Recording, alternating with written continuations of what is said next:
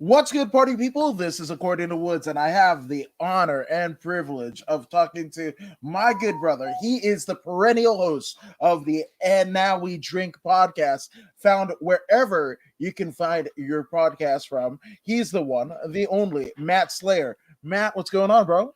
Not much, Adam. Fuck's going on? You got me out of bed early. Like, wow. Really? Like sunlight and shit? Like, what? I don't really get on mic during sunlight. Are you a nocturnal gent? That's what I'm going with. I'll run with that one. Nocturnal gent. I mean, you didn't get this white by going out in the sun. Well, you know what? I have been infatuated with the gents ever since I saw or heard rather Conan and Teddy Hart talk, and Teddy Hart was he was referencing somebody of I don't know, African descendant of slave genealogy and what have you, and he was just like an African gentleman. And I was just like, I took to that almost like Kevin Smith saying sir, him and Jason Mewes saying sir. Like, yes, it's a term of endearment, but also that's fun as shit. Like, it is. Yeah. So that Anglo gentleman. Yo, but I mean, obviously, the podcast is booming, 6 years running, and you do a multitude of other things. But like, how did you get into the broadcasting forum? Because like for me, I had kind of like a little bit of a family kind of take. My grandfather in Fiji was like the first broadcaster in the country's history. I went to radio school in like the early 2000s, and then I thought my career was dead because I couldn't get to radio school from Inglewood to Huntington Beach in Southern California. Jesus, on the bus, right? And we had a bus strike happen, blah, blah, blah, whatever. So that was it. And 15 years later, I'm doing this thing. So, I mean, I know that can't be the status quo for you. So how did you start? So my grandfather, no, I'm just fucking around. 10 points. No. That's why we're friends. So what happened was I have a long history of working production shit in like adult film. I had a record label at one point in the mid 2000s. So I like a lot of dicking around in various fingers and various pies and entertainment and shit.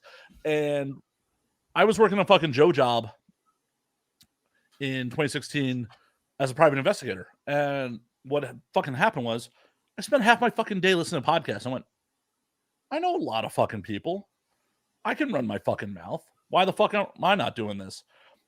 I went to a party, ran into my original co-host at the party, like, hey, you want to start a podcast? And she went, yeah, sure. And I'm pretty sure she thought it was like one of those LA, like, oh, you're at a party, like pitching ideas thing. 48 hours later, the equipment showed up at my house. Like a week or two later, we recorded the first episode.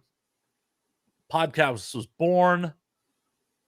And another co-host later, I'm still at it.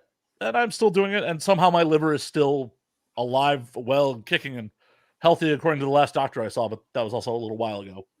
Hey, you know what? Don't let the truth get in the way of a good story is what I've heard. So if it's like, it's kind of okay. It's like a 50-50. So I'm going to, go on the side of it's kind of okay. Right? Let's do. I mean, I'm not turning yellow. It's healthy enough to keep me like, not jaundice. Yeah, exactly. You got a pretty nice shade to you, Matt Slayer. Has anybody told you that? That's definitely a first. Okay. So are you flirting with me on your own show? Yes. That's what's happening right now? I'm definitely putting you over. And especially I'm going to blush a little bit here. I'm going to blush. Hey, that's absolutely fine. And especially the fact that you used to be a private investigator. I might have some skeletons in the closet. So it's pretty good to make nice with Matt Slayer right now. That's what I'm saying. Hey, I'm only going to look into him if someone pays me. Oh, touche. Wow, I don't know what the hell that was. But anywho, did you kidnap someone? I think yes, my kidney was talking to me. I don't know what the fuck. Maybe they had some kind of Jedi mind tricks with your kidneys and liver, and decided to speak on this. That's what I'm going with. Okay, we'll run with that. So, Talking organs. Yes, exactly. Tell me organs. I when you were saying that and like whatever, and organs talking to myself, like I just think of guar. That's playing organs. That's it. Like not the organ, like little internals, like your guts. Have you ever been to a Guar show? No, Yeah. can I go to one? They're still playing out. I mean, it's not the original lineup, but they're still playing out. Okay, yeah, And you will be covered in fake fluids. I think that's the preconceived notion. I mean, if you think you're gonna be like, oh, I'm gonna wear like a suit all of I don't know, snow and whatever, and then like come out of it unscathed, then you don't know what the fuck war is what I'm saying. I'm just recommending don't wear any clothing you ever plan to wear again. That shit doesn't come out. Ooh, okay. Permanent what is it? I was gonna say, but yeah, permanent excrementally fluids by Guar. I like it. It's a good time. It's definitely a good time. So, I mean, you were saying, you started out with a co-host, and then you kind of leveraged a little bit of, the people that you knew in and around town, in and around your life, to kind of leverage that into, your first podcast.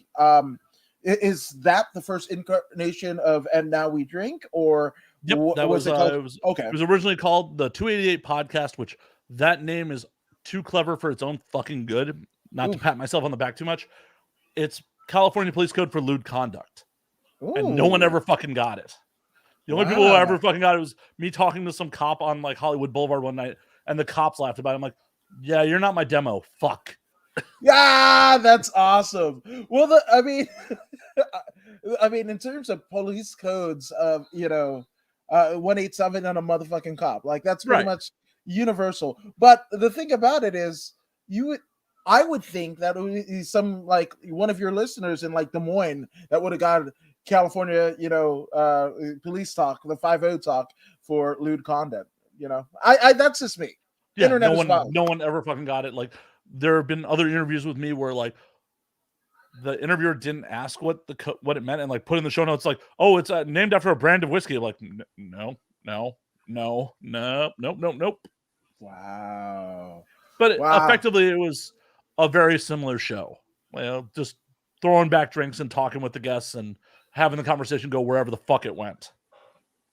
Yeah, and I think that's the beauty of podcasts. And we're saying this on the ass end of like the Rogan, Neil Young, Nils Lofgren, who thought like the guitarist for Bruce Springsteen would weigh on Spotify and whatever. But like we're kind of there. But this is kind of an important moment in history. And for me, I dug the, like punk rock metal mentality, just do it your fucking self and everything like that. And I always kind of held in high regard those guys in the 70s, guys and girls in the 70s that would literally rig up a fucking, van conversion into a studio and drive on the outskirts of town, pretty much fucking yanking the signals of all of the town's, bigger stations, the top 40 stations and shit like that.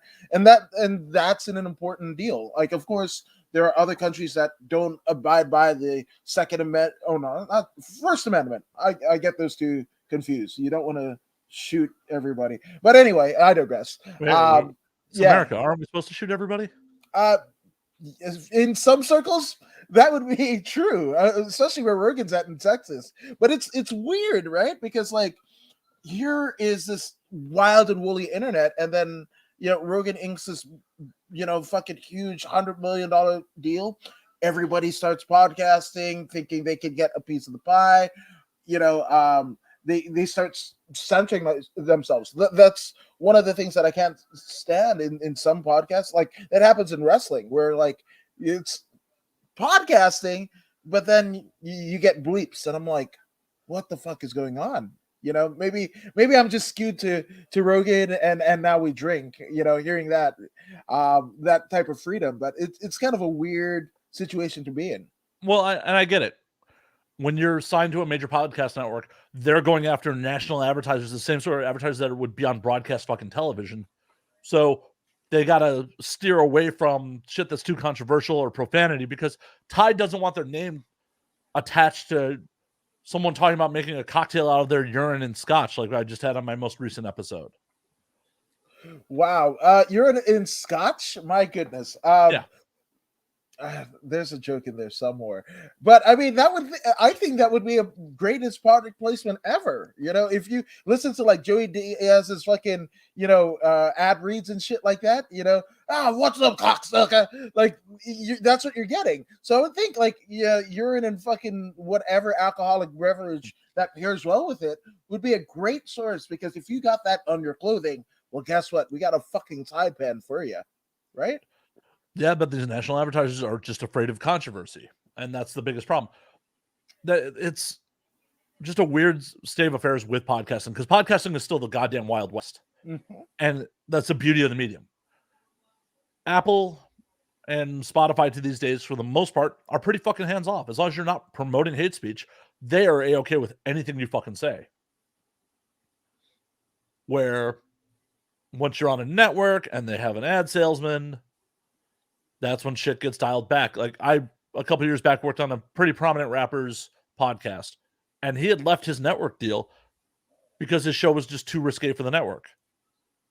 But on the flip side, even with all his fucking fame, he didn't have nearly the reach without the network. So it's a double-edged sword. That's wild. That's wild. Like in my heart of hearts, I almost want to believe like just do the thing, right?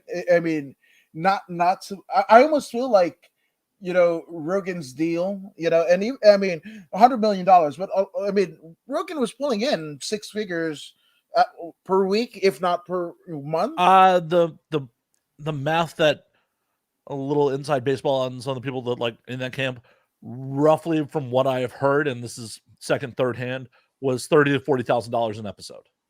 There you go. And he was doing 2 to 3 episodes a week. Yeah, that's what I've gotten too. But for me, it almost felt like it almost muddied the waters. It saturated the market, and I'm a big advocate. Anybody who wants to start a podcast or fucking content creation or whatever the fuck, TikTok, Instagram, right? If that's like, if you're somebody who is a little kid and they're like, you fucking figured out how to, reel in the system and make it work for you, do that. Like I want to be a personality, but I don't want to act. I don't want to, be a DJ or whatever those, je ne sais quoi were of traditional media when, we are all young youths, and it's weird because now I hear people, and there's nothing wrong with like you shooting for the moon, even if you land short, you land amongst the stars. But I hear people like, oh, if I don't get a major sponsor within 20 episodes, I'm done. And those people have come and went, prominent names, not so prominent names. And it's, you were just mentioning, right? Like, you were thinking about doing a podcast with a co-host and what have you, your first co-host. And then the podcast, materials and equipment showed up at your door. Whereas 10, 15 years ago, that wasn't the case, and it's kind of sullied the waters a little bit and got it a little bit more, I don't know. Like, I don't want the podcast to be a brass ring. I don't want it to be anything different than, two people or more people just having a wild time on the air for all the people to see. Because again, we have people that are struggling with mental illness, all this jazz or whatever. So come, you're a part of our community. Like, come one, come all. Chum in the comments, do whatever you do, tweet it out, Facebook it. I don't care. Just do it. It's there for you. It's there for the guests, and that's it. To me, it's simplistic. I don't know. Well, it's one of those things where I produce for other people as well, and I have a whole like canned fucking speech about like, you're not going to be fucking Joe Rogan. You're not. You are not going to be fucking Rogan. Rogan. Before the Joe Rogan Experience really fucking exploded, Joe Rogan was on news radio, on another sitcom, a nationally touring comic, the voice of the goddamn UFC, and it still took like 8 fucking years before the JRE really fucking exploded.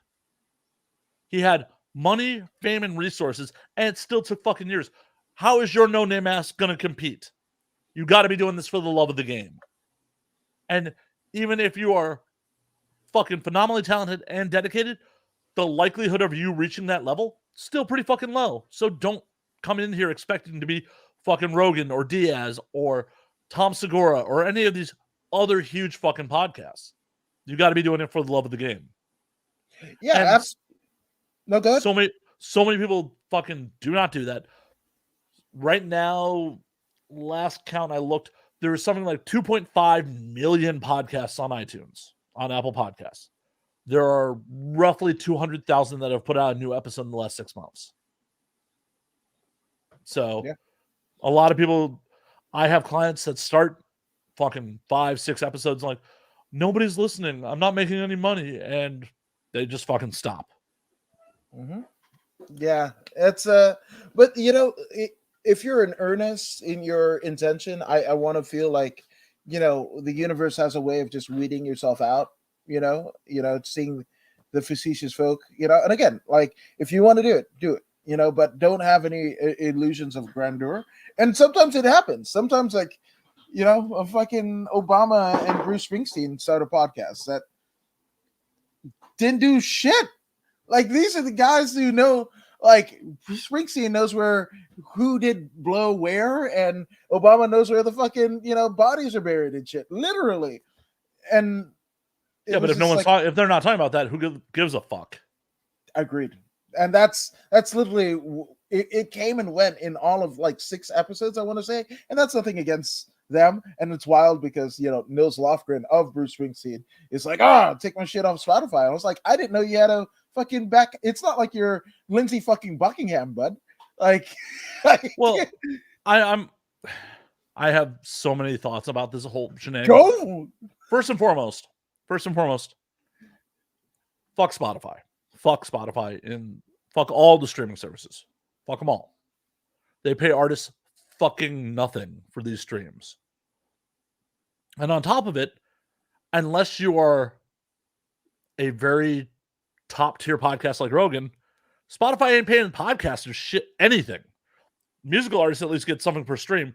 Fucking podcasters get fucking nothing. And in some cases, they will do digital ad insertion into your fucking podcast, and you will not see a goddamn cent of that revenue. So, good on these artists that are not as much in the public eye anymore for finding a way to market themselves by going on against Rogan. On the flip side, Rogan gives platforms to a lot of fucking people. And for a long fucking time, Rogan's not always that confrontational with his guests.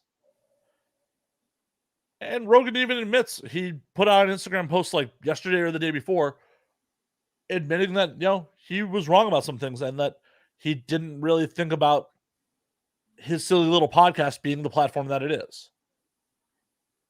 And I can understand that, like, in his mind, yeah, he's consciously aware that millions of people are listening to it. But I'm sure in the back of his head, it's also still the silly little fucking show he started with Brian Redband on his couch. Yeah. So, yeah, it's just a thing where he had to take a step back and actually look at the big picture of it. No, 100%. And it's wild too, right? Because it's not too dissimilar from, MMA or pro wrestling, boxing, NFL, NBA. You've got a top 1%, the elite of the elite, right? Do you think everyone in the NBA is making LeBron money? Everybody in the NFL is making, Tom Brady money? Like, that's why fucking Pat McAfee is a fucking wizard, that one, right? Because he was a fucking kicker in the NFL.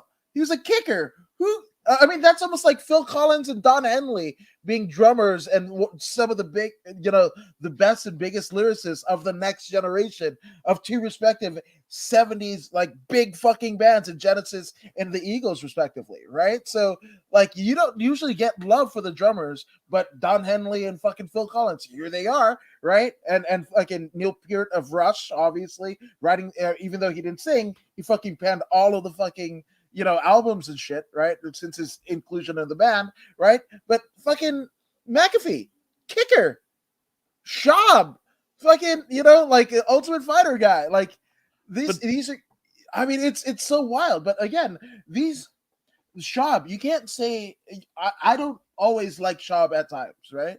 And it's not like I don't like the guy. I just, sometimes the content, I dig it, and sometimes I don't. And that's fine. And if you don't, I mean, if you do, I'm not here to shit on you for liking Shab.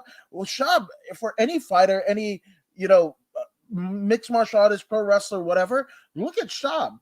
Look at all of these, Lauren Sanko of the UFC, all of these people that have used their kind of notoriety from MMA and catapult themselves away from it. And of course, Schaub was getting brought in for Mayweather and Connor and shit like that, but he almost transcended. This is a guy who played NCAA football. He had a cup of coffee in the big time in the NFL, was in the UFC, one of the top 15 at times, right? And then he's making more fucking money talking shit with his friends than he ever did doing any of the things that he did before. It's true. It's true.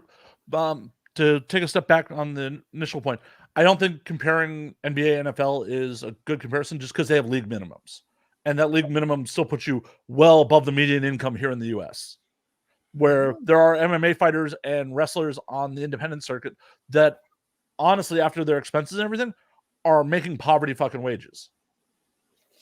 Just to, back on the initial point. But people like Schaub and all that stuff, Schaub also got fucked by the Reebok deal because he was making a ton of fucking money fighting through his sponsorships. Like, he was a good businessman on it.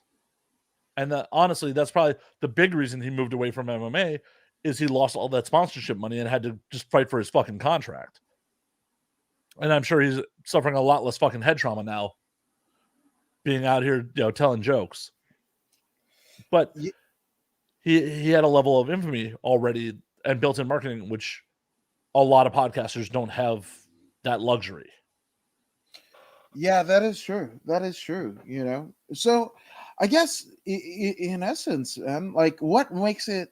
Well, I mean, we started at the beginning on how it started, but I mean, when did you start to get? I mean, as an artist, right? You work in production fields, right? And as an artist, there has to be some sort of, if not gratification from the rest of the world or what have you, but there has to be some artistic gratification that you get doing the thing, right? So, I mean, at what point did that happen for you, or has it happened yet?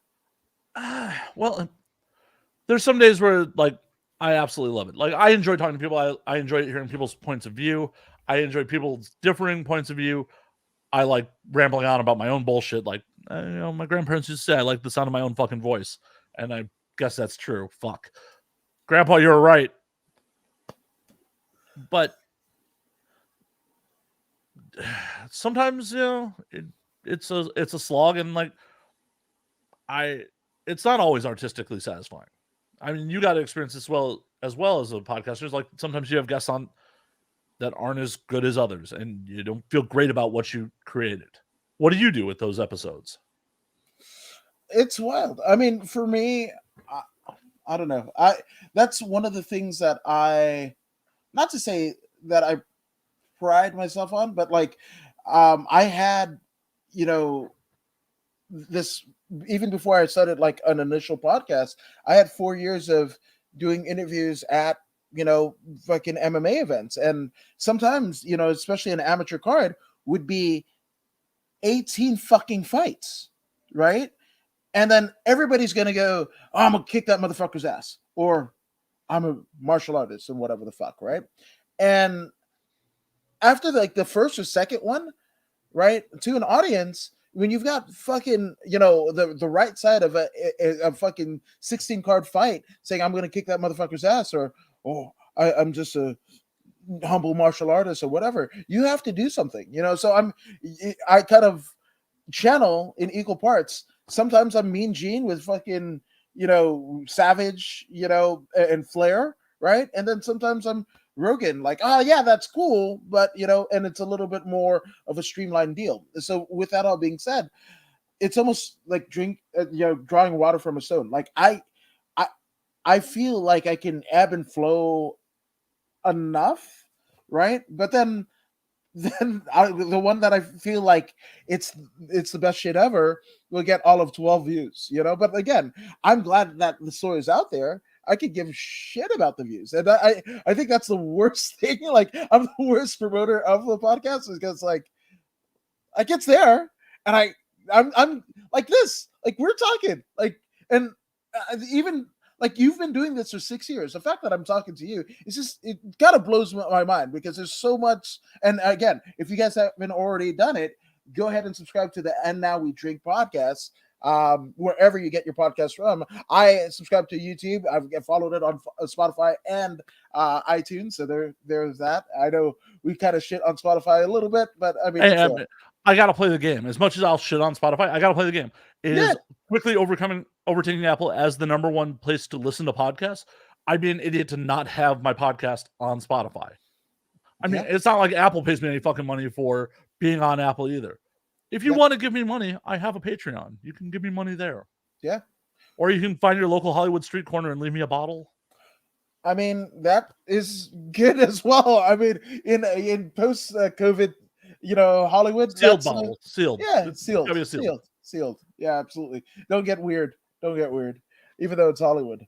No, but I mean, those are the things, like just having conversational stuff and being a good conversationalist, because there's that too. Like just having a podcast and just having a marquee guest, right, and kind of hanging your hat on that, and then not really giving the person listening or watching anything to kind of draw upon. That isn't, like, you're not doing a service there to yourself, to the guests or whatever, and you just become one of the many people that person, guest starred or, was on and whatever. You're not offering anything different. 100%. And that's why, like, when I have adult performers on, I'm very big about not asking about the stereotypical porn questions of like, who do you want to fuck? Do your parents know? How'd you get in the industry? How'd you come with this? Blah, blah, blah, blah, blah, blah, blah. You can go to any other fucking, adult media outlet and get those fucking answers. And I also don't want to consider, and now we drink a porn podcast, even though I do have a lot of adult entertainers on. It's who I want to talk to. Because I've worked in adult for fucking the better part of a decade, as a lot of my Rolodex is adult performers. But I have comedians on, I have musicians on, I have authors on. I don't think I've had any fighters on. I've not actually had any fighters on. I need to fix that at some point. Oh, I got you, bro. Don't even trip. Don't even trip. Let's make some calls. No, 100%. All right. I would love to see, and there's so many great people, and not just the fighter. You strip that away, just great people that are just intriguing, and they also punch and kick each other, away from consciousness unceremoniously, right? Like that's so fun. Which I got asked, with all the, the adult performers, right, or just any guests, right? The fact that you kind of steer away from that, the normal je ne sais quoi that probably any other either porn cast or podcasts of that genre covering it. Do you get a bit of a different reaction from the guests themselves? The fact that you're not asking them the same question over and over? So it goes one of two ways. Either the guest is fucking absolutely thrilled about it because they are sick of answering the same fucking questions over and over and over again, or they're fucking terrified because they've never had anyone ask them questions about their musical taste or travel or what they're doing away from fucking being on set, and they just don't have a fucking answer. And they're just kind of like, I do porn. All I do is porn. And you can tell those episodes where you get a lot more of my stories. I carry the fucking water if I have to. No, absolutely. I think that's what makes you a great host, because you know your role, and sometimes you shut your mouth, and sometimes you gotta, have to add the extras. Yeah, you gotta be the sizzle on the steak, if you will, right? And that's. And sometimes, you kind of border into like some people, they want you to interview the persona, not, kind of peel back the layers of the onion, so to speak. But even the persona should, at least in my opinion, have other fucking interests besides fucking on film. If you're a goddamn dentist, I'm sure you don't want me to talk about fucking drilling teeth every time you have a fucking conversation. Sure, I am here to promote your fucking dentistry and how mad and how awesome you will make someone's fucking smile. but I also want to know what the fuck you're going to do after you're off the fucking clock. And I think the audience, as a public persona, is interested in that as well. They're not just like, oh, well, we know you fuck, or we know you make music. What else are you into? Because you can't do this shit 24/7. I can talk about podcasting all the fucking time, but I have a lot of fucking other interests besides podcasting. No, 100%. But the catch-22 is you get it around that weirdness. If the persona has a persona themselves, right? If you work in the gimmick, 24/7, you get into that weird territory where you're testifying in front of a fucking trial and shit and whatever. Are you talking about Hulk Hogan's dick or Terry Bollea's dick? Like, but then develop your character better, and develop a better character. Like, does Hulk Hogan, he says his prayers and eats his fucking vitamins? What else does he fucking do? Hulk Hogan's got to do some other shit. Yeah, I mean, gotta be method with shit. He's done other shit. Then that's kind of fucking alienated him from again. I don't know. I don't want to go into percentages because there's some people that fucking still think he's a real American, and there's motherfuckers that think he's a real American, if you know what I mean. But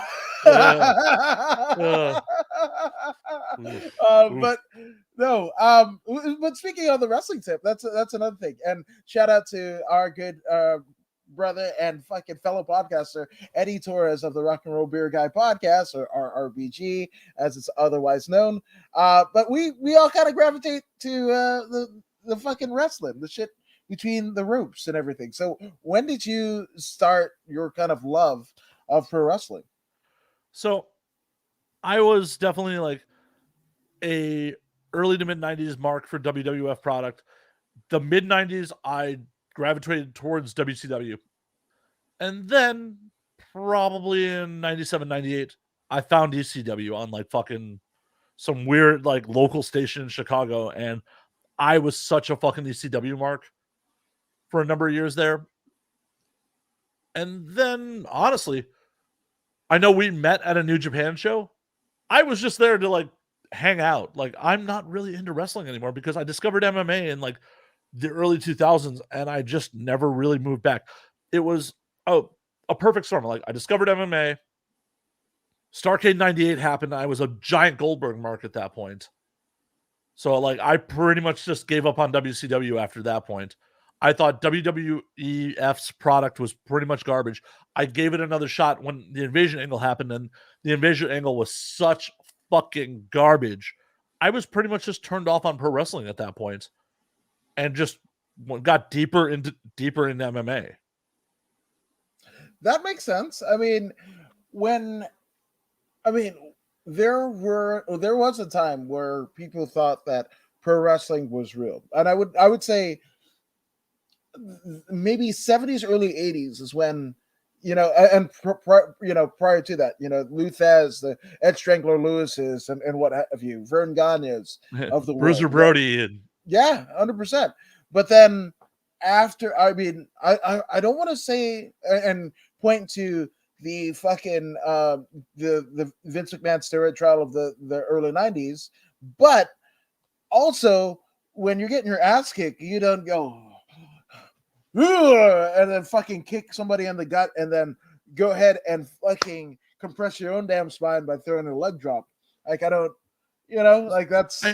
I enjoyed the pageantry of it, but like as I grew older, it's just like the stories just weren't as compelling. Facts. And like I felt like how the booking on the Goldberg end of Goldberg's run, I was so tied up in Goldberg's run. Like, as a Jewish kid, like, holy shit, there's this big fucking Jew beating everyone's fucking ass. Was just kind of like, oh, that's really fucking cool. And like how intense he was, and then just the booking on that was just like we all knew the run had to end at some point. It had to end. But for it to end like that was just like it spit in like the face of everything they had done before it. Yeah, and it's funny that you mentioned like, oh, the big Jewish guy or whatever, because literally I think around the time of like the streak, and he might have had the WCW world title at that point, but he went on Regis and Kathy Lee back in the day, and they were like, Goldberg, that sounds like a fucking dentist. Like, you know, yeah, William Goldberg DDS. Come on. but you know, but that run, and you were like, oh, you knew it had to end. No, fuck, I didn't know. I hated Nash for a good bit after that. Like that and a taser. You kill fucking Goldberg's run for a taser, Right, you and know? then the Poke of Doom, like the Poke of Doom the next day sucked as well, but just the end of the run bothered me more than the Poke of Doom. Like they're Nash laying down for his friend to reunite the NWO, as lame as it is, like makes sense from a story standpoint. The whole story standpoint of how they ended Goldberg's run, fucking garbage. Yeah. It's, but I mean, there's mismanagement. I mean, obviously, I don't know if did you get to see the Rumble a bit? Mm-mm. You didn't miss anything. It was just like at times I'm like, oh, I'm done, and then I'll tune in, and then I'm done. I don't like WWE wrestling makes me sad. Like I can watch GCW, love New Japan, love GCW, like AEW as well, you know, in addition to the MMA exploits. Like for me, if you could have a fucking, I think when GCW ran the Hammerstein in New York, right, there was like a UFC fight night and what have you. To me, that was my fucking everything, right? Because you got all punchy, kicky, slammy shit all on weekend. You know, and it was both on a Saturday, right? So Sunday, actually, the GCW show I believe was on a Sunday. So you know, you had your day before, you know, to fucking get your shit together, spend time with the family, whatever. But then when that fucking start time happened, everything else ceases to exist, and I fucking dig that shit. So on the MMA like wrestling front, that New Japan show is like the first wrestling show I've watched in forever. Yeah. Fucking ever. And as much as I enjoyed it, the one thing I had problems suspending disbelief with is like you have two active MMA fighters wrestling that night. It's like I can't buy that either one of these guys are going to fucking lose. I can't suspend disbelief that these guys could possibly actually lose a fight if this is real, because you know, the people they're going against aren't MMA caliber fighters in most cases. No, absolutely. Well, so this is where I take it, right? I go back to Bellator, right? You remember when Bellator had that light heavyweight tournament soon after the downfall of Strikeforce, and you know there was some Strikeforce fighters that ended up in the UFC, like Gilbert Melendez, and you know, fuck, what's the guy? Jake Shields and everything. Jake Shields, Right, Robbie Lawler right, ended up over there. Tyron right, Woodley, like right. Cormier came over. But King Mo didn't. Correct. Right? Because him and Dana were at odds, right? Him and Zuffa were at odds. But yeah, I mean, moreover, him and Dana had odds, right? So Bjorn Reckney, he was like, fuck it, we got King Mo. Sign me up.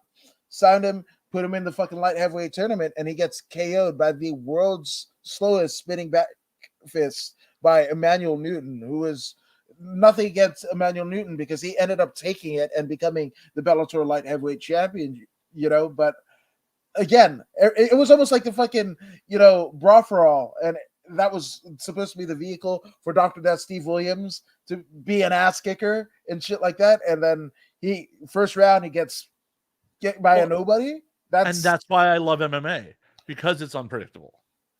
It's one of those things where, like, since I know pro wrestling's a work, it's hard to like be emotionally invested when it's like, oh, hey, this guy's an active professional fighter.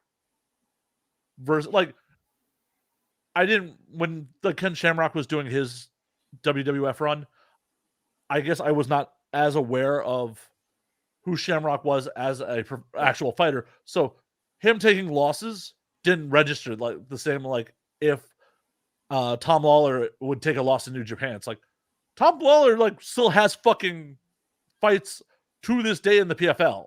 Right. Which, I mean, and nothing against some, you know, it might have not worked out his way, right? So that's to me the unpredictability of MMA that I could actually believe them coming into wrestling a little bit more. And if you notice, like whether it be Goldberg, whether it be Vader, Taker in later years, people, and then go down the list of like Davey Richards, Brian Danielsons, and Samoa Joes that implore an MMA based style into their pro wrestling. Those are the guys and girls that would go over. I love the fact that we have a literal descendant of fucking Carl Gotch and Billy Robinson in the WWE, and it's a woman in Shayna Baszler, who also happens to be part of Ronda Rousey's friend group, the Four Horsemen of MMA, right? Like those are the shit that I get psyched over. The fact that Harry Smith, Davey Boy Smith's son, is an avid fucking catch wrestler. That's the shit, and he loves pro wrestling so much. But I think if he went into MMA, he'd do a little bit better. But as you can see with Lawler and a lot of other guys and girls that end up coming over to the Squirrel Circle, they make a hell of a lot more money than they do in even bigger promotions like Bellator and the UFC. So that's the problem with fighter pay altogether. And that's why the UFC is being fucking sued for antitrust at the moment. But you also sometimes the wrestling promotions misbook former MMA fighters. So, like, how bad did the WWE just butcher Cain Velasquez? Fucking Velasquez. The guy, when he's injury free, is probably one of the best heavyweights to ever do it.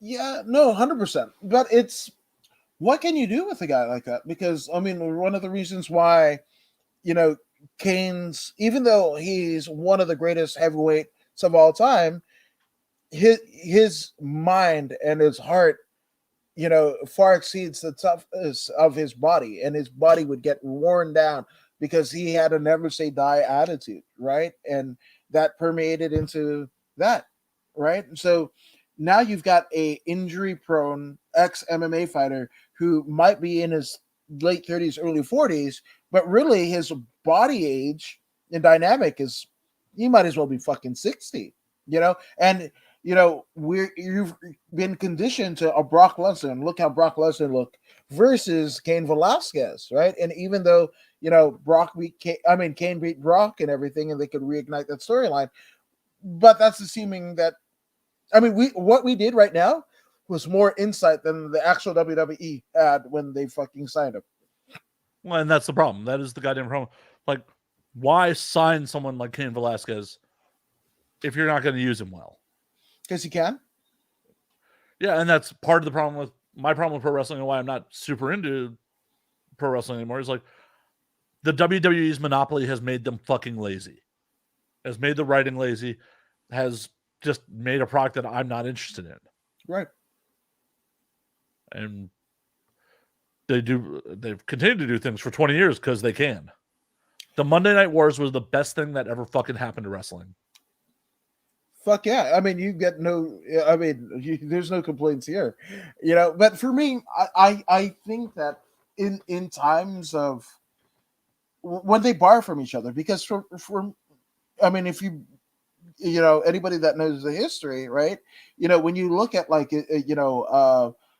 Frank Gotch versus George Hackenschmidt or whatever, those were wrestling matches, but would probably be more akin to what you see at Eddie Bravo was EBI, Eddie Bravo Invitational, two guys exchanging holds and no time limits or what have you, a modified set of rules or whatever. Now, obviously, it divulged as the media, whether it be radio and then later television into pay-per-view, now streaming, right? Once that got visibility, well, then I kiss fizz kid, like you win tonight, I win the next night, and then we can really find out on the third match who wins, but we go 3 different gates rather than just drawing the one, right? And that's when the worker aspect of it, I feel, began to kind of permeate the mat wars.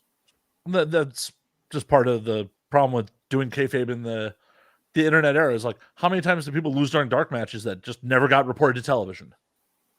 Facts. And now it's like, oh, if you lose on a dark match, everyone fucking knows about it. Mm-hmm.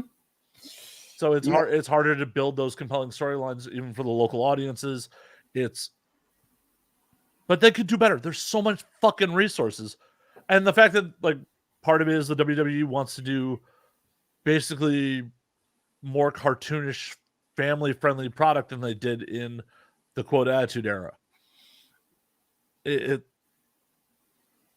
I get it. Once again, comes to advertisers, Right. comes to advertisers and television deals. But as a grown-ass man, I'm not super into like that sort of entertainment. I want something that's gritty. Hell, even in the late 90s, when I was a teenager, part of what attracted me to ECW is just how fucking gritty ECW was. Right.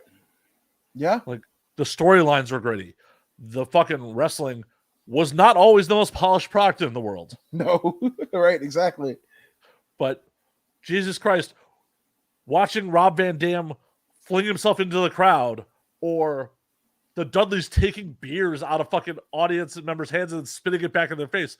Mm-hmm. It's like, oh, that's some real fucking heat. And yeah. Nothing like that happens anymore.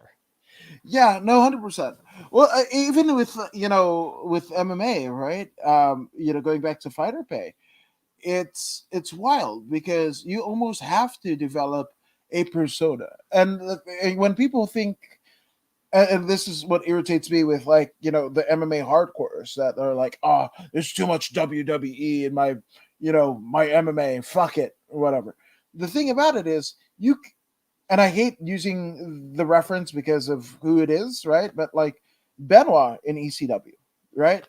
Chris Benoit in ECW, and this is not at all excusing what happened or whatever. And we all don't know. CTE is a real thing, but still a horrible fucking tragedy that happened and befell of the Benoit family, right? But when he was in ECW, he couldn't fucking cut a promo to save his life. So after hours and hours of Heyman trying to get something out of him, and it was like fucking dusk and shit like that. It's like, get some baby powder, right? He's a fucking technician. Put the baby powder in his hand and you start with it. And the fucking baby powder is kind of whatever. And it looks like smoke and shit like that. That's the you don't have to be, let me tell you something, brother, or whatever the fuck, or, the Conor McGregor-esque, you could be a legit martial artist, right? You be a legit martial artist, but also be if that's the case, are you a samurai? Are you this, fucking kung fu, the legend continues as person? Like, how can we make this work for you? Because we saw in the instances of Curtis Blades, right? Top 5 heavyweight in the fucking world, right? And he's like, when after DC beat Stipe, right? KO'd Stipe, Brock comes in, barged into the fucking octagon, right? And the first thing, Curtis Blades, well, I'm the next in line. I'm a traditional martial artist. And Dana White fucking told his ass, like, cool, be that traditional martial artist and you'll be fucking teaching judo to the fucking kids in the strip mall in your local town. And to me, it became very apparent. And I mean, it was already there, but it just solidified it, right? You can call it what you want, right? It's still entertainment. And even more so that the UFC is owned by one of the biggest talent agencies in the known Hollywood universe, right? And I mean, I'll say this. There are people pre-COVID within WME Endeavor, right? When I was like, they were like, hey, what do you do? And I was like, oh, I'm a MMA interviewer. Like, what's MMA? Oh, like you guys own the UFC. What's the UFC? There are people within the fucking company that own them that don't know what the fuck it is. Right? These are the same people. That's wild. That's wild to me. It's not wild at all. I mean, and you could go to Viacom, right? Ask them about Bellator. It's probably even less, right? Unless you work in the fucking, part. With the whole McGregor fucking Madison or Barclays Center with throwing the fucking dolly and how much that was in the news cycle. How do you not know what fucking MMA is at this point? Yeah, but and this is the thing that I try to get to fighters, right? You might be the biggest thing in MMA, and there's still people in 2022 that don't know what the fuck MMA is, right? It's true. It's true. There's no, NBA Finals. There's no World Series. There's no Super Bowl of MMA where everybody within, whether they watch the fucking product, 52 weeks out of the year, or kindly casually check in, or might subscribe to fucking ESPN Plus and UFC Fight Pass, whatever the fucking case, what I like to call as the pop culture lexicon, right? You haven't hit that. There's still people that don't know. So you can be the biggest shit and whatever. And let's see, who's the biggest draw in MMA right now? Francis Ngannou. Okay, Francis Ngannou. It's still McGregor. Sadly, it's still McGregor. It's still McGregor. Okay, so you might maybe know who McGregor is, right? Maybe, right? But if Tom Brady walks in, that's where all the fucking paparazzi is going. That's where, and not just it's Tom Brady, right? It's the fucking, whether you like him or not, what he's accomplished in his career. He's married to a fucking model. He's every one of those tropes that the fucking TMZ flashbulbs want. That's there, right? Unless McGregor's fighting random people, then they love that shit. That too. I mean, they covered the fuck out of him fucking with Machine Gun Kelly. Yeah, that is true. That's true. But to me, I just feel like there could be a bit more that could be borrowed from each, right? Because honest to goodness, like Dana White, there was a good time, and sometimes it happens still, right? Where what Dana implores in the UFC and institutes in the UFC are 4 years behind what the WWE did. Right, like fucking WWE Network, fucking what is it? The UFC Fight Pass, right? Shit, the same antitrust lawsuit that is befalling of the UFC, and rightfully so, right? The NWA, not the fucking Ice Cube and all them. No, the National Wrestling Alliance. They were going through in the 50s where they were blackballing motherfuckers. Almost the exact antitrust lawsuit, right? That happened literally 60 years before. Right, and we still haven't learned, but that's also, I think, the thing in society where we don't learn from history and we are doomed to repeat it. But it's wild. Like I almost wish, like, if you're a persona, right? If you're a persona in MMA, right? Like, play into that, lean into that, and as much as your coach is training you to become this fucking assassin and what have you, you almost need in every gym like a media training, right? Just to be able to connect with people. You can be the small, like docile, mild tone person and everything like that, but how do you do that to elicit the response out of other people that might be identified with you? Well, look at Anderson Silva. Look, Anderson fucking 100%. didn't speak English for a good chunk of his career. Out there just fucking dominating motherfuckers. But was never that big of a pay-per-view draw because the audience just didn't connect with him. And then when he started really clowning people, it turned off some more people. And you got to be able to, play the game. But you also, on the flip side, you have people like George St. Pierre, Khabib, who aren't out there McGregoring it up or Chael Sonnen it up, that have had very successful career and been very good draws. Then again, Khabib's biggest draw, the biggest draw in UFC history, is Conor versus Khabib. And, Conor is definitely responsible for a good chunk of that, and the narrative of Conor just being a colossal douchebag. Yeah, that's absolutely true, but I don't know. Which I kind of want to ask you, and I don't want to put you on the spot, but I don't care. I'm here. I'm here for it. Okay, so in terms of like, because we hear in at least in pro wrestling, right? Like Bret Hart used to do these. Like, where would you rate a wrestler, and what would be the archetype of a perfect wrestler in your eyes? So I'm gonna flip the script on you, right? And answer. You could either do a percentage or like, hey, fuck, I want the arms of John Jones and reach of John Jones or whatever, and you can take it anatomically correct. But what would be per Matt Slayer the fucking archetype of a perfect MMA fighter? What would you expect of the next big star in MMA? I mean, I think that partially depends on weight class, because Jones is, for the heavier classes, 100% the perfect body for MMA. He's proven it. The dude has not lost. Has no losses to his record.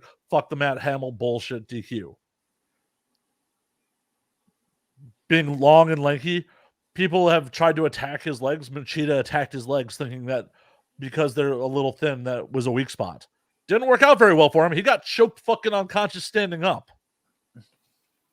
So on the heavier weight classes, it's Jones. It's just Jones. You don't have to like take anywhere else. Obviously, if you could give John Jones Nagano's punching power, that would be goddamn unstoppable.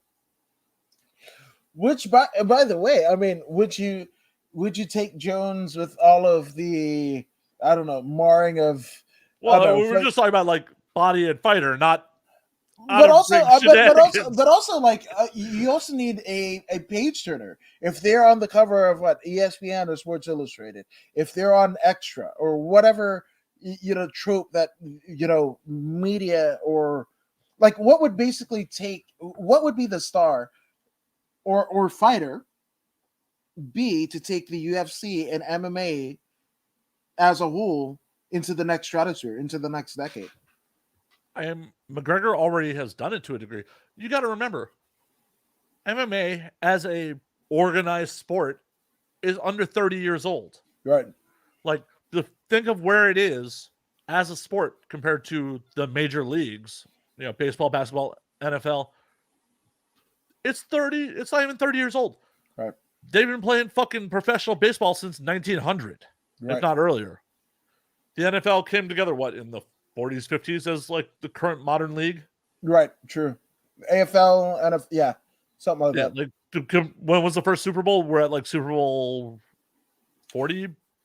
Yeah, definitely a Lombardi one. I want to say that was it. And then also, I think the fucking first, everybody makes a big deal about the fucking, the halftime show, but that really wasn't a thing until Michael Jackson at the Rose Bowl in Pasadena. Before, it was just like whatever college band of wherever they were playing and shit like that. Yeah. It didn't become a national phenomenon, and that was just like within our lifetimes. Like, we were just marching band, and they didn't even show who the fuck played. And then Michael Jackson was like the first big, and that was like the height of his King of Pop or whatever. Everyone saw money. Everyone fucking saw. But with MMA, the Fertittas bought it from SCG for hundreds of thousands of dollars? Like $2 million. I think that was like a negligible amount of money. Mm-hmm. And SCG was about to go under. Yeah. To selling it for billions. I mean, hell, if you could tell me like, hey, Matt, you could invest in this business and within 30 years, it's going to have that magnitude of fucking profit margin. Right. And it's not like the Fertittas haven't been turning a profit the whole fucking time either. Right. I mean, there were points where they weren't, but in the later years, it was definitely a profitable business. Yeah, and also, I mean, the Fertittas, and that's an interesting story that a lot of people, even like the diehards, don't even realize. But how to get the UFC into New York State, right? Where the reason why, I mean, Rogan talks about it. His first UFC was supposed to be in upstate New York, and then it got reconfigured to Dothan, Alabama, right? But that was, I mean, it wasn't solely because I believe they were still under SEG during that time, UFC 12 or thereabouts. Yeah, that should still be SEG era. But yeah, the Fertittas have a long-standing beef with a restaurant or like a union, a trade union out of Vegas. Yeah, and that's just the wild part. It's like, these are two technically, the station casinos and the trade union are two unrelated businesses, but because of the politics of it, MMA couldn't get in New York. And that's the other thing. There was never a point, at least that I'm aware of, where the federal government and at least local and state governments were banning the NFL, the NBA, baseball. True. MMA went from being like allowed on native reservations and like floating islands in the middle of nowhere. Yeah. To where it is today. It is made insane leaps and bounds in its 25 to 30 year existence versus the other leagues. Fighter pay should definitely increase, but boxing has an over 100-year fucking tradition to get where it is. And I have no clue how boxing still makes as much money as it does. Who wants to fucking watch boxing? Yeah, people do. It's weird, and I don't think get it. It's a generational thing, right? And especially when you look at like, you know, Latinx countries like Mexico, Argentina, El Salvador, fucking, you know, going over on the other side of the seaboard of, you know, Russia, and like boxing is still very big. You know, wrestling is still very big. You know, things that don't necessarily chart as well here in the U.S. in North America chart well on the other side. Like, there's not going to be a fucking. MMA is fucking huge in Eastern Europe now, though. Now, yeah, but that wasn't always the case, of course with Fedor, right? Fedor's still the shit, dude. Like, there's an aura about that fucking guy, you know. It doesn't matter who he's fighting, just like emotionless. Yeah, dude. Kevin randomly drops you on my head. It's fine. I'm just gonna beat his ass. Yeah. Fuck, I was at the forum when Ryan Bader KO'd Fedor.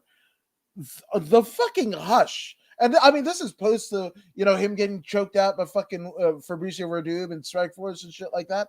But still, like the fucking mood changed. Like, I mean, to kind of coin a phrase from Taz of ECW fame, the mood fucking changed, bro. Like, it was weird. I mean, I almost felt like, obviously on a smaller scale, but when fucking Taker's streak got ended at Mania, like, it was like, and instead of that one guy's face, like the entire fucking arena, I looked around.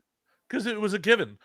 When I remember where I was when Fedor lost to Verdum, I was out at a bar with some friends that night because I wasn't going to bother to watch the fight because I knew Fedor was just going to win. It was just an inevitable thing for me. Like, I don't need to order this card. Like, I'll watch it later.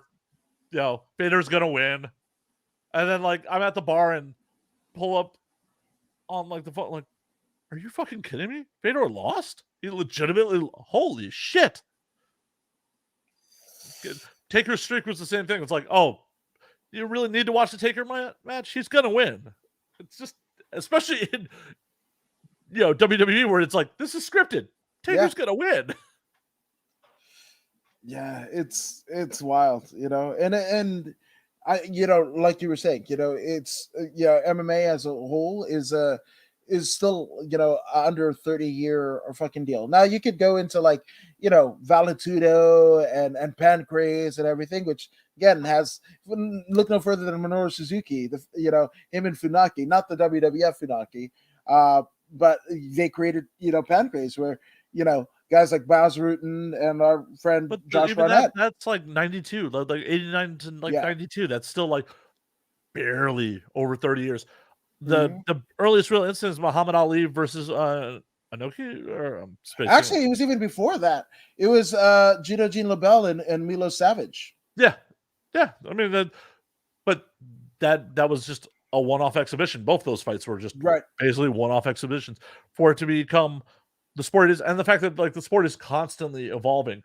I mean, hell, they proved it. They threw Hoist Gracie into the deep end with Matt Hughes, and he just got fucking destroyed. And that was 15 years ago at this point. So if you threw some of the originators, assuming that, like, their body could hold up to today, right, and, like, the skill sets were frozen in time, would get honestly destroyed by probably some fucking purple belt at someone's fucking fight camp. Yeah, or the top, I mean, the top 20, maybe female flyweight, I would say. You know, that's that. You know, what is it? Kimo Leopoldo versus Valentina Shevchenko. Yeah. Leopoldo's getting fucking mauled. I have a feeling it would go much like his loss to Hoist, where it's like, she won, but she knew she would be in a fight. That's facts. That's facts. Which that guy was a monster. Yeah.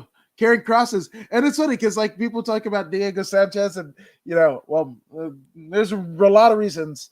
One of them chiefly is fucking Josh Fabia, but there's a lot of reasons that people talk about Diego Sanchez. But one of them is because him fucking exercising the fucking cross and shit and walking. Leopoldo fucking had a cross on his fucking back, like a true to life fucking cross. I know. And then Joe Son tried to do it and wasn't the giant monster, like gassed himself carrying the cross to the fucking ring.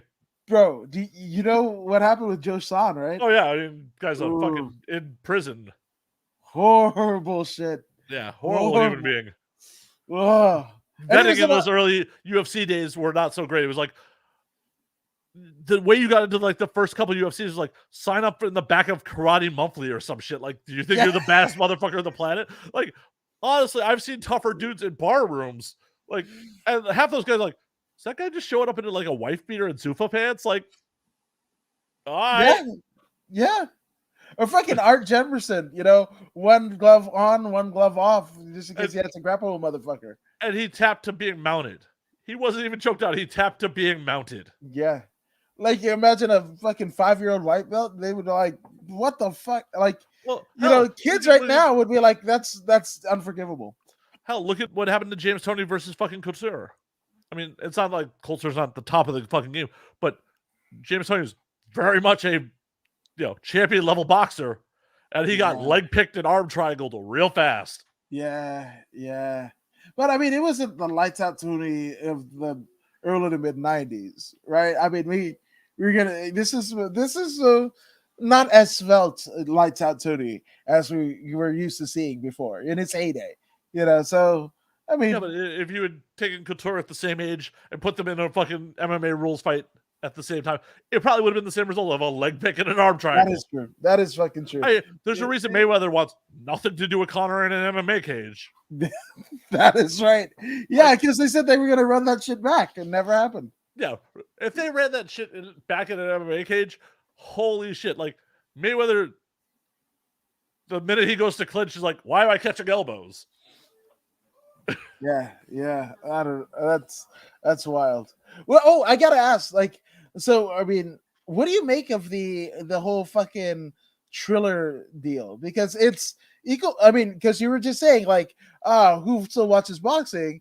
We had like that. I don't even know who the fuck they are, but one of the Paul brothers and KSI pre-COVID sell out the Staples Center, which was essentially a fucking, a debut boxing match, right? Like. And I had a lot of friends that were like, oh my God, like nobody should pay to see that. I'm a fucking martial artist. Essentially echoing the sentiments of Curtis Blades in similar situations and it going nil. But what is your take on like this celebrity boxing type deal? Well, so the Pauls have a very large built-in fan base. And there's a whole people who want to pay to watch them get knocked out. It's really that simple. Like, but I think those events are losing their luster. I believe the last one with the second Woodley fight, the numbers were way down. So it's a freak show. It's a novelty, and the novelty's fucking wearing off. I don't know. I paid to fucking see Woodley getting his ass kicked like again. No, I mean, fuck. I don't mean the fucking but fucking Woodley, dude. You were talking about like fighter pay. This is a guy who could have really led the fucking charge, right? He was at odds with Dana. Pay me more, blah blah blah. If you're not gonna pay me, I'm gonna release a rap album. I'm gonna fucking be in a movie, blah blah blah blah blah blah blah, right? And so he had valid points. I'm not saying that he didn't, right? But then he had fucking horrible fights. Shit, boy, like I was there for fucking Woodley and Wonder Boy at UFC 209. I've been to a lot of fucking shows, a lot of MMA, a lot of whatever. I've never heard the amount of boos and the furor behind them than I did that night at T-Mobile Arena. And I swear to God, I have since UFC 209, I have been not interested in either Woodley or Thompson. They could fucking head kick KO 80 motherfuckers in a row, and I could not give a shit because I was there. They fucking sucked, So, yeah, but Woodley, he could have been that fucking Trojan horse. We didn't need the fucking fighters union, whatever. He could have really been the guy. And then you alienate the fucking company you're working for, and then you alienate the fucking fans. What do we got? Yeah.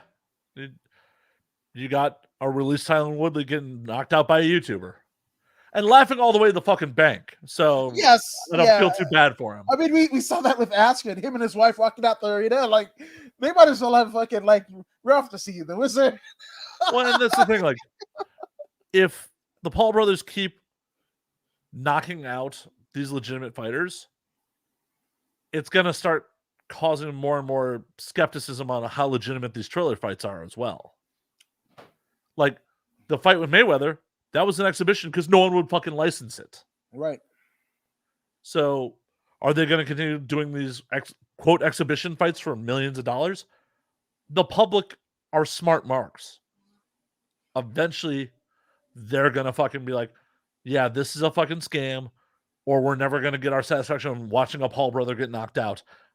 I would rather spend my money elsewhere, especially as money gets tighter. You got to remember also, a good chunk of these trailer cards happened when stimulus checks and free money were still coming in. So people had disposable income to spend. Like, oh yeah, I'm getting a government check. I'll spend $70 to watch fucking Jake Paul. I'm stuck at home, whatever. Your entertainment has to be much more compelling when people have options. Yeah, you're right. No, 100%. It's kind of harkens back to your kind of comment of your lack of enjoyment of pro wrestling, which, I mean, that right there, it's where the cookie crumbles, my man. Which I mean, as feverish as a fan of mixed martial arts as you are, do you have favorites, or do you just like the thrill of the fight? I have some favorites. I was into Khabib from the moment I watched him just wrestle Abel Trio, and just Abel, who had a huge wrestling pedigree, just get ragdoll and like kind of look like I don't even know what the fuck to do here. So, and then obviously since Khabib became Khabib by the end of it, everyone knows fucking Khabib. Let's see, who else am I keen on? I was a fan of Frank Mir back in the day. I guess Frank's not dead. Still a fan of Frank Mir. Part of it was I enjoyed him knee barring the fuck out of Lesnar. And also the fact that like he had some really solid submission wins. And the fact that Mir also, every time he went to submit someone, looked like he was just trying to take their arm. And in a lot of cases he did. Yeah. Let's see, who else in the modern era am I hyped about? I mean, I'm hyped to watch Francis fight just because ever since he fucking, knocked Overeem into the stratosphere. Shit, yeah. You can't beat that. I'm trying to think of like people that are further down the card, because it's like, oh, Matt, you're just naming the fucking, the headliners. I mean, the flyweights are fucking, they haven't been as interesting since fucking DJ left, like since Mighty Mouse. Like this Figueiredo Moreno shit is awesome. Yeah, it's really fucking good. And hell, cringy ass Triple C pointed this out like after the fight. That division was on the chopping block like a year ago. 100%. I would even say before that. I mean, Dana sent fucking TJ Dillashaw from bantamweight to go in and kill the division. That was and then get knocked the fuck out in 25 seconds. And then fucking test positive for fucking EPO. Like that was like, that was almost as bad of a debacle as the whole, heavyweight title scene. Like they fucking built Francis out, whatever, and then they feed him to fucking Stipe the first time. He gets waylaid. His mind is not whatever. And then we get the worst fight in UFC history. Right, absolutely. Then he comes back, after a 2-year sabbatical, whatever, starts killing motherfuckers again, whatever. Ends up beating fucking Stipe for the title, right? And then, like, oh, what do you want to do, Francis? Like, I'm actually gonna fucking leave the country right now. Oh, cool, because we wanted you to fight Derek Lewis in Houston, right? That's not really gonna work for me. So like, okay, cool, whatever. And then fucking have an interim title fight in Houston, where what they wanted to happen again with Derek Lewis reigning supreme with a title didn't happen because he gets waylaid by Gon, who hadn't even been in the UFC pre-COVID. Like, I know. The best part about Derek Lewis on that one was like Derek Lewis was like, I am never fighting at home again. Like he's just like, there's too much fucking pressure fighting in Houston. Yeah. Yeah. And that sort of shit is real. That is that is what is compelling about MMA is like, oh, hey, someone mentally having an off night, no matter how physically fucking gifted they are, could still cost them the fucking fight. Yeah. Where a little shady wrestling, like, hey, it's a work. If you're having a little bit of an off night, your opponent's going to help put you over. Facts. Yeah. No, 100%.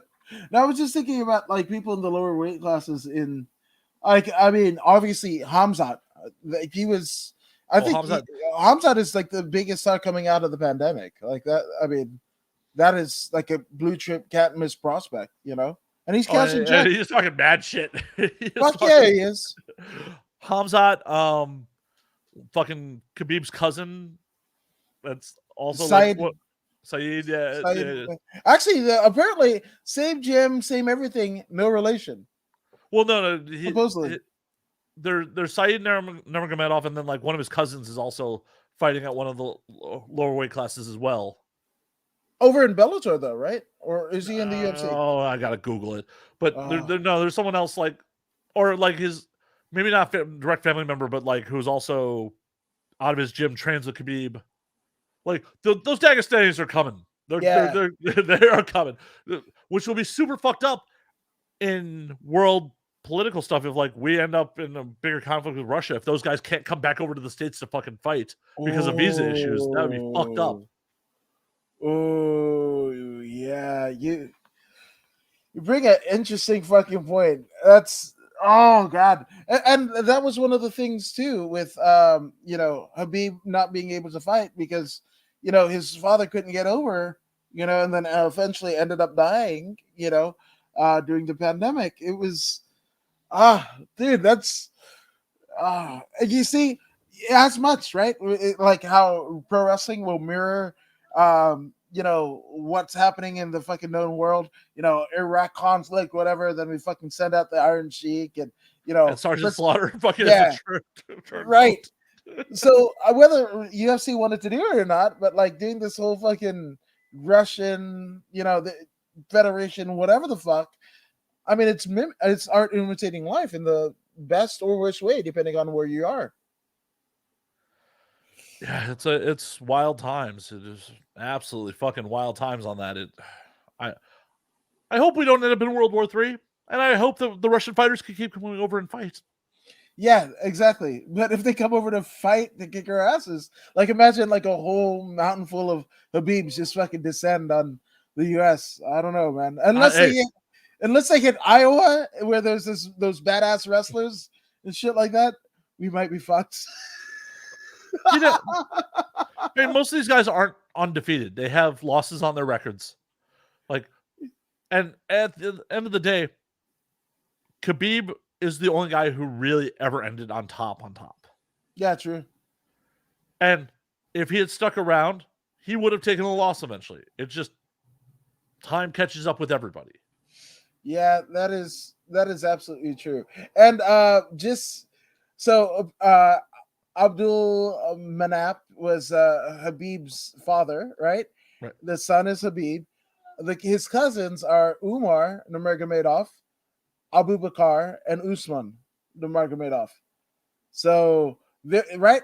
And that's just within the family tree. That's not even including all of the, the rest of it. Well, yeah. Speaking of Khabib, the fact that like he's still involved in MMA as a coach and started his own fighting. Yeah. Fucking, that hell, he signed fucking Rashad Evans to Eagle FC. Jesus Christ. Insert Tyron Woodley shit. Put it in and I mean it happened. I didn't even check to see who won that fight. I was so into Bellator actually this weekend. With Bader defending the title successfully, heavyweight title successfully, just makes like all types of like super fights in my head. But no, I mean, shout out to Habib for Eagle FC, where he fucking just like he completely shat on the fucking UFC. I don't think he's gonna be welcomed too kindly back in the enclave of the UFC. I mean, he's still cornering people at UFC fights. So you remember what that shit happened with Randy Couture and Ryan Couture? But that was over fucking video game rights, and that was big money for the UFC. Where at this point, I'm sure Dana is still looking at Khabib like Eagle FC is a fucking farm league for the UFC.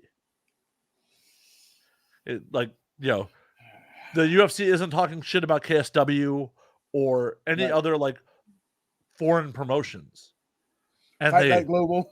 Right. They keep as long as it's not M1, because they're just pissed off at Fedor. Yeah. They look at all these other European promotions, Cage Warriors, as basically a farm system for the UFC. So until Eagle FC is to the statue of one, right, in the foreign markets, I don't think the UFC is going to care much. That's true. I don't know. Couture was just fucking ego about him bailing to go try to fight Fedor and be at MMA. That game was so fucking underrated, except for the fucking punching controls. That was weird. I didn't care for the submission controls in that game. That's true. But it ended up in the fucking UFC EA games, which is wild. I know. Well, but I don't play anything past UFC 2, so. Okay. Good on you. But I was in the UFC 4 beta, and I was just like, guess I'm gonna keep playing too. THQ, why did you have to go under? You made the best wrestling games and you made the best MMA games. That's facts. Yeah, THQ and then Utes too. Like that's that was a partnership made in heaven. Like even at years after I watched pro wrestling, I will still play. Like every once in a while will still fire up my Xbox 360 to play SmackDown vs. Raw 2008. Yeah, but that was actually, I think it was before. It was like, I want to say it was like WWE 17. That was the last like fucking balls out the wall. Like you had Anarchy, where you had an alternative. Like, what if WCW had won the fucking war and shit like that? Like, this storyline aspect of 2K17 was fucking amazing, or it might have been 13. It's whatever that. It's Randy Orton on the cover. Whatever that fucking game was. I tried to play some of the 2K games once, and the first time I played one, it's like, oh, I went through, because I'm all about like doing a creative fighter and creating intros in those games. Like, that's what I am there for. I really give a fuck at all about who's on the existing roster. I am all about just making ridiculous creative fighters. And me and my buddy went through all the fucking thing to make our intros, our fighters, and like went to do a match, and like it skipped the fucking intro. I just spent hours making this fucking thing. Wow. Fuck this game. And that is why SmackDown vs. Raw 08 is amazing. Because not only can you create the whole fucking intro, you could install MP3s on the hard drive of the Xbox and have your own custom music coming out. Yeah. Now I got a question for you, Woods. Okay. If you were going to the ring, what's your walkout music? I for a time was Chicken Foot's Oh Yeah. Okay. Nah, and then also there was a weird Western character that I kind of wanted to do, and to come out to Stevie Ray Vaughan's Scuttlebutton. It's weird, whatever. But then I've been like, I've been influenced by like I think his name is Shane Strickland, because I get his real name and fucking WWE name all fucked up. I think he was like Swerve Scott in NXT, but his real name is Shane Strickland. He actually, pre his WWE run, came out to Shaka Khan's Ain't Nobody, right? So I almost want to feel like if I can make people sing Brenda Russell's Piano in the Dark, that'd be the one. That'd be the one, Billy Gunn. Hell yeah. Hell yeah. What would be yours? Traditionally, in most of those games, when I would make myself as a wrestler, is Prong's Rude Awakening. Because like I always style myself, like my character is like full on old school ECW, like jorts, fucking tear off shirt, fucking knee pads, boots, kendo stick in a lot of fucking cases. Like if that was a prop option that you could walk out to the ring with. You could thank fucking Sandman for that. Right, exactly. Yeah. Or Just Incredible at one point. Yeah, that too. I don't I know. mean, he was always credited with stealing the Sandman's kendo stick, but he did Yeah, rock it for a long time there. that is true. That is true. Now that you're like the Impact players, it's all coming back to me. That shit is As I Celine said, Dion. ECW mark.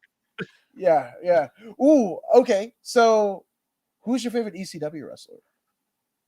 ECW era the Dudleys, full The on Dudleys heel for sure? Dudleys, like full on heel Dudley boys. Like you can't fuck with.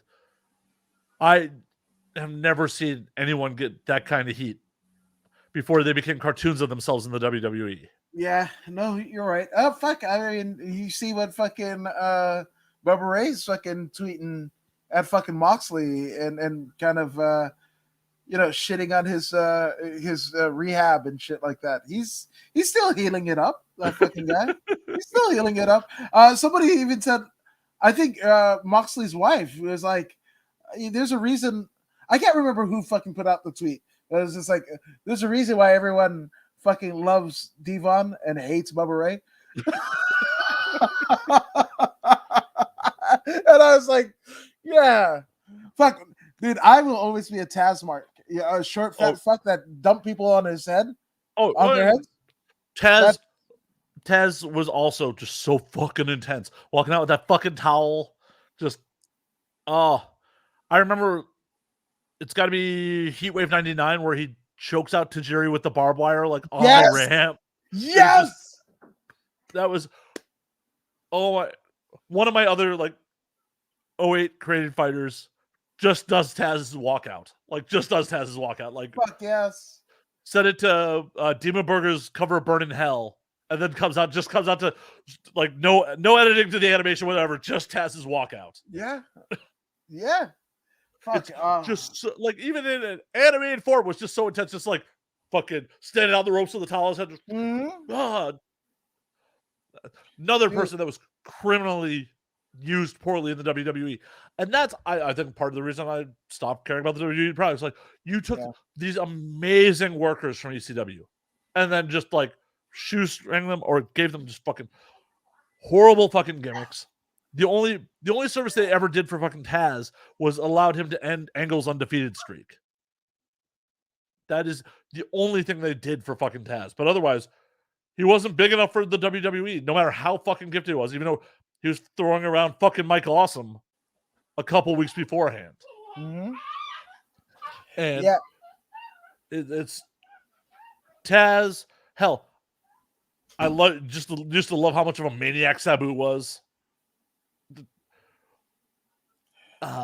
Mike Awesome, dude. That's a fucking guy that he wasn't like fucking Horace, in the NWO, who was like fucking Mike Austin was Hogan's cousin. I want to say he was, and didn't use it at all. Yeah. Horace did. Horace like I'm Hogan's nephew.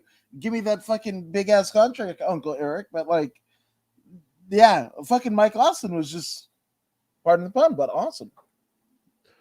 I just wish he had gotten rid of the fucking mullet. Like, it was so hard to take seriously with the fucking mullet. But when he like the spot where he would do that flying clothesline, the mullet would fly in the wind. Which when he fucking cut the mullet, it didn't have the same effects. True. That's where actually the mullet. He could have just had long hair. He didn't have to rock the mullet. Yeah. Yeah, I guess so. I know I'm literally nitpicking wrestlers from 20 years ago's style. But... Oh, no. I have a weird thing about Chris Masters / Drew McIntyre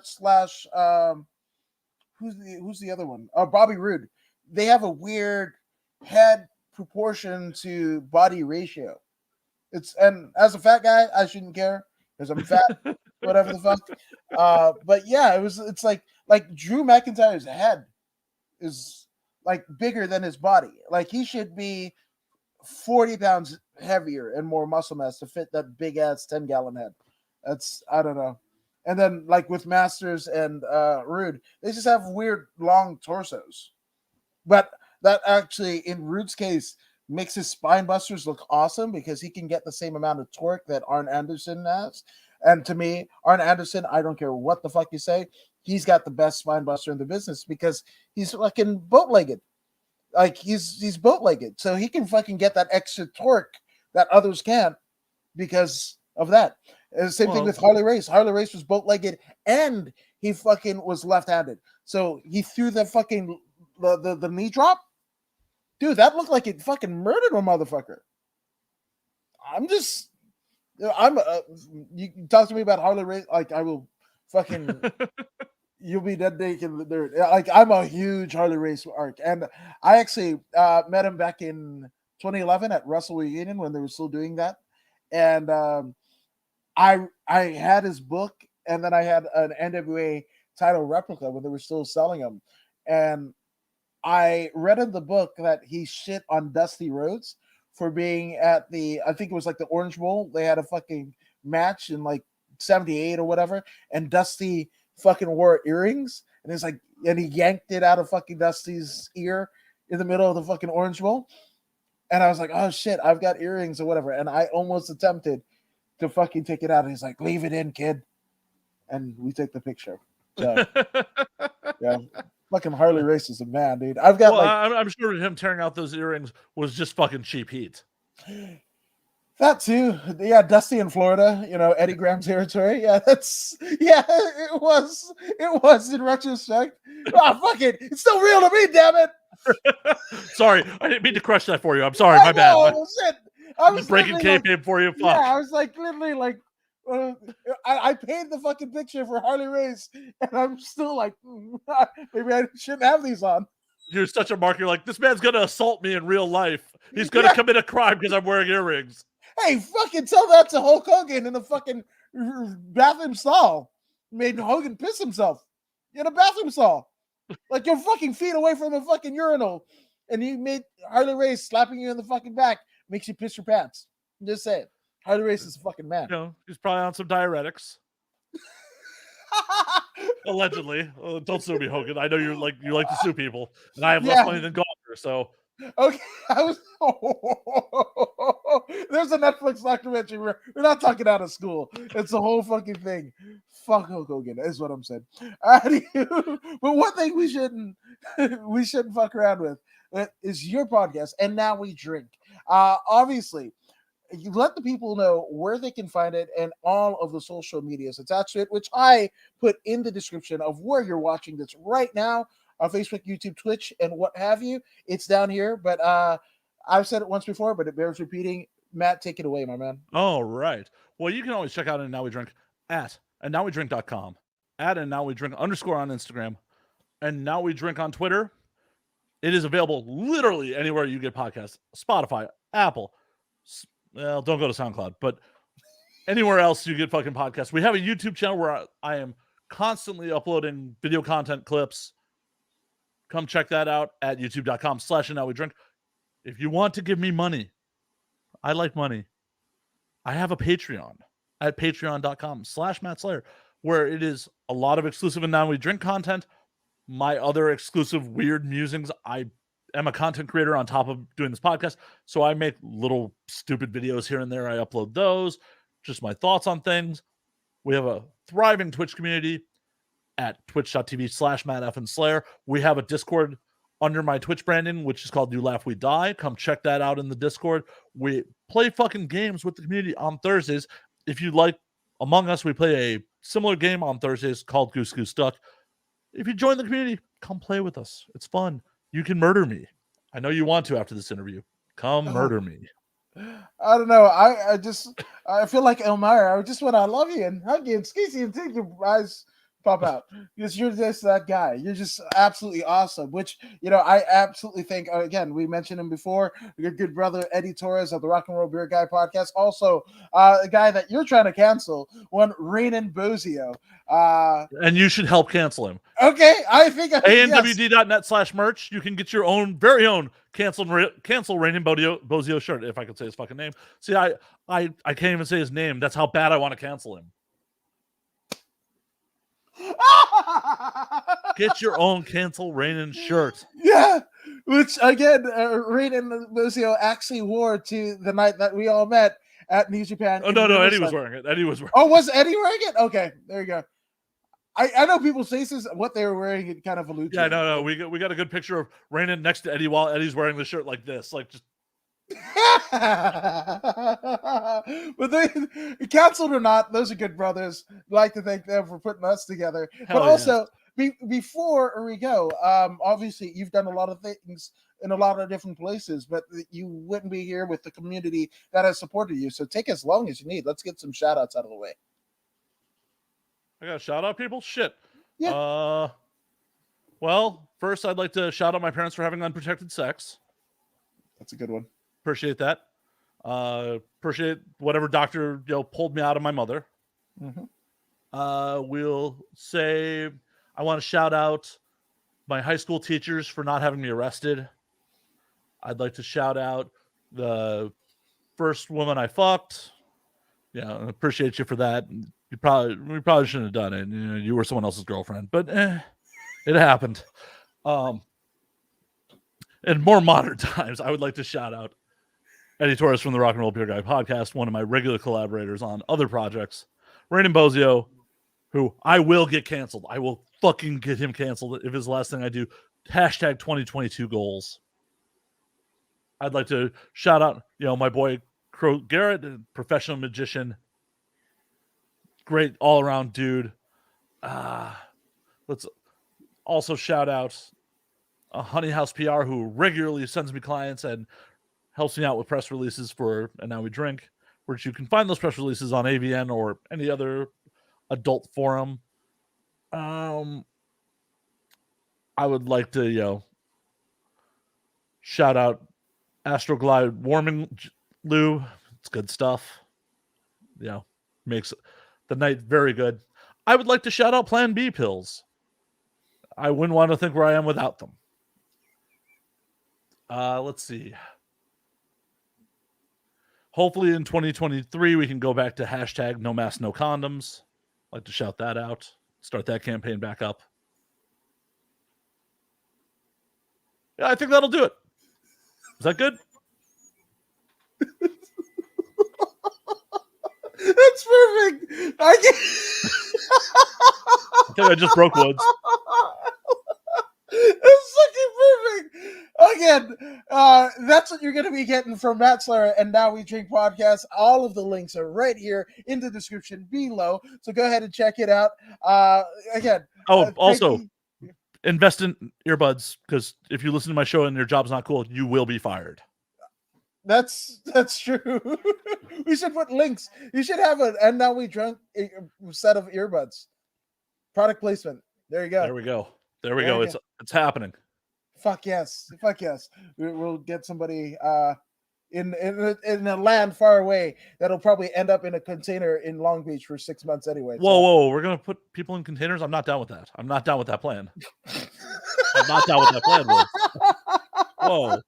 What are you signing me up here for? No. Hey, that was one of the things that I got into in the pandemic, is watching container home builds and shit like that. So people of affluent means actually get into the fucking containers. So I'm just saying.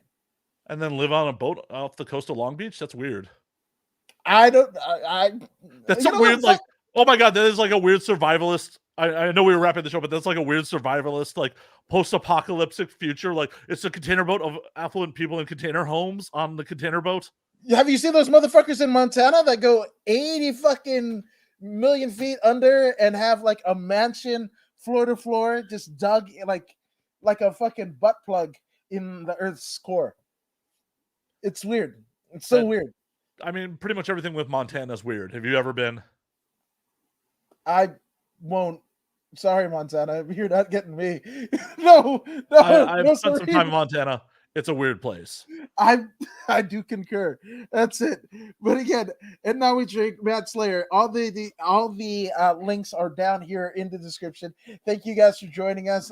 Thank you, Matt, for joining us here. And if you haven't already done so, go ahead and like, share, and subscribe to the According to Woods podcast on Facebook, YouTube, and Twitch. Matt Slayer, you're subscribed to the podcast, aren't you? I mean, I just unsubscribed right now while we're in the middle of this. Like, the guest you have on right now sucks, so I decided I couldn't continue supporting the show. I disagree. But in any event, go ahead and subscribe to the podcast and don't unsubscribe like Matt did. Please don't. It was like definitely. I'll be back. It's fine. Okay. I'm just a little moody and like, it's just like he started talking about Rogan and I wanted to unsubscribe. Like, who the fuck does this guy think he is? Fuck. I knocked down my whole setup. Oh fuck. Oh god. But again, probably you do things with me live. You break stuff. Yeah, no, 100%. It's Limp Bizkit. That's actually what I'm piping through my audio streams. Is break stuff by Limp Bizkit. All-time classic. As we like to say at the end of it, now we drink up, motherfuckers. Drink up, motherfuckers. Subscribe to both the podcasts if you don't believe me, don't believe Matt. Well, here's Zeta Zhang to convince you. Hey, this is Zeta Zhang. Make sure you subscribe to According to Woods YouTube.